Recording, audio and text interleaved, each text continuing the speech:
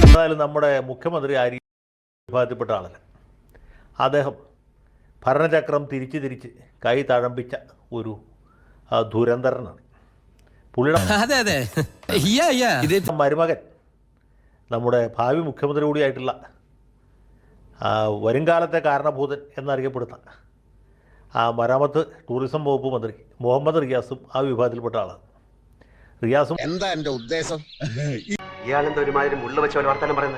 മുഖ്യമന്ത്രിയും ഭാര്യയും മകളും മരുമകനും മകളുടെ ആദ്യ വിവാഹത്തിലുള്ള കുട്ടിയും കൂടി ചേർന്ന് ഉല്ലാസയാത്രയ്ക്ക് വേണ്ടി കൊച്ചിയിൽ നിന്ന് ഇന്തോനേഷ്യക്ക് യാത്രയായി എന്നുള്ളതാണ് ഇപ്പോൾ ഏറ്റവും അവസാനം കിട്ടിയ വാർത്ത. ഇങ്ങനൊരു വിജയ എന്താടാ നമുക്കെന്താ ഈ ബുദ്ധി നേരത്തെ തോന്നാത്തത്? നാശത്തിലേക്കാ നിങ്ങൾ പോകുന്നത്. അത് ഞങ്ങൾ അങ്ങ് സഹിച്ചു.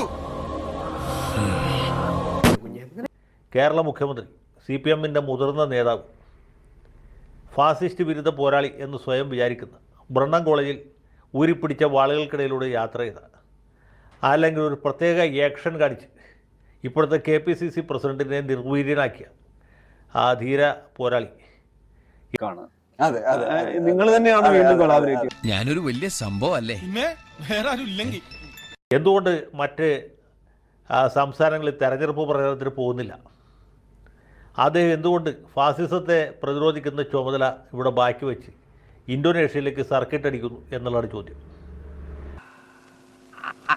അതല്ല ഉദ്ദേശം. ഞാൻ മാറി പിന്നെ ചൂടാണ്ട് AC ഒന്നും ഇല്ല.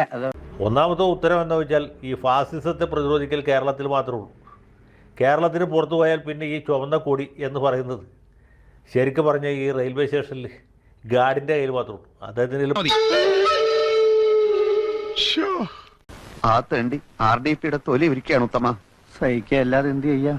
അദ്ദേഹം വേറെ ഏതെങ്കിലും സംസ്ഥാനത്ത് പോയാൽ പണ്ട് ബാലകൃഷ്ണപിള്ള സാർ പറഞ്ഞ പോലെ വല്ല ട്രാഫിക് ഐലൻഡിൽ കയറി പ്രസംഗിക്കേണ്ടി വരും.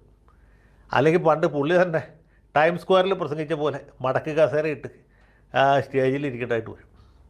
അവിടെ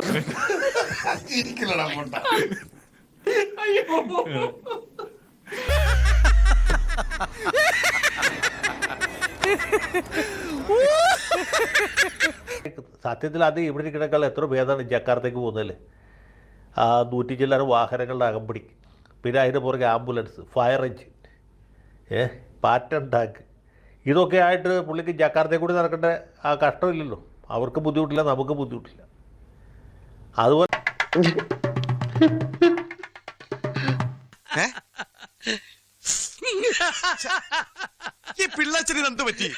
ഗോവിന്ദൻ മാഷിനെ വല്ല ഗോട്ടിമാലയിലേക്കോ അല്ലെങ്കിൽ എൽ സാൽവഡോറിലേക്കോ പറഞ്ഞു വിടുകയാണെങ്കിൽ നമുക്ക് കുറച്ച് ദിവസത്തേക്ക് സ്വൈര്യമുണ്ട്.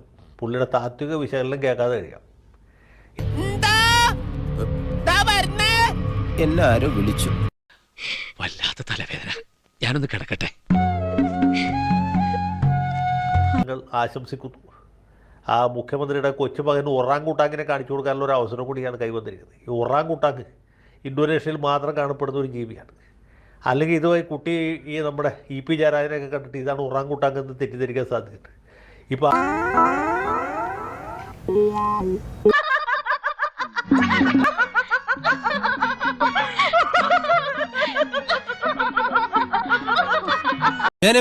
ഞാൻ പോകുന്നു.